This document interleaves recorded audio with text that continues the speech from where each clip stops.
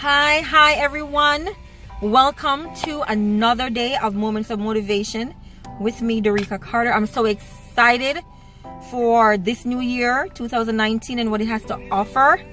And I just wanted to take this opportunity to share something new. For the next couple of weeks, I'm going to be focusing on us finding our purpose, us finding our true identity, so we can live the life that we were created to live. You can call it a little bit of reflective motivation. I'm going to be doing a little bit of reflective motivation today.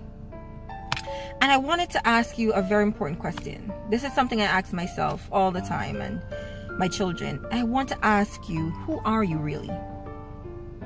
Who are you? Why were you created? Why are you here? What are you here to do?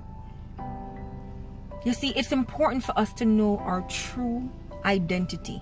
We need to know who we really are, because until we can figure out who that is, we're not going to be able to do what we were created to do. Who are you really? Who am I? I know when I had to ask myself that same question, I had to really sit down and think about it.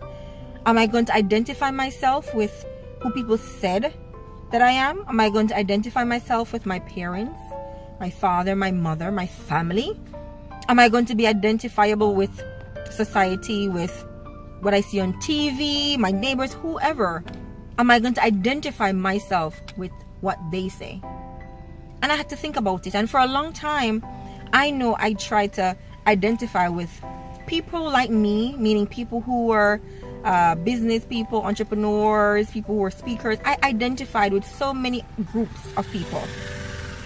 And I was trying to do and live the way they lived. I didn't know my true identity. I didn't know my true self-value, who I was. So I was trying to do a lot of counterfeit things, like, trying to interpret people's perspective and, make it my own, like take a little bit from here, take a little bit from there, mix it into me and, voila. No. But when I did that, I realized that I wasn't being true to me, one, and it didn't come natural. I felt like it was put on, made up. I had to really try, and I was tired of that. So when I decided to really figure out who I was, it brought me back to the Bible, pretty much. And, it doesn't matter what you believe. It doesn't matter if you believe what I believe, or if you worship the day I worship, if you serve the same God that I serve. It doesn't matter. All I'm here to let you know is that until you figure out who your creator is and go back to that original